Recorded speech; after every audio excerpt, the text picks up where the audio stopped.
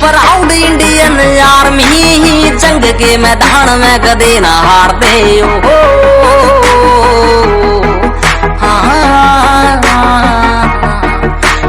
Feeling proud Indian army, जंग के मैदान में कदे ना हारते। सारे पीठ पाछे वार कायरा का काम से हम गोली सीधी माथे के बचाले मारते। टेक टाइम काढ़वे में यार को न्याकल दे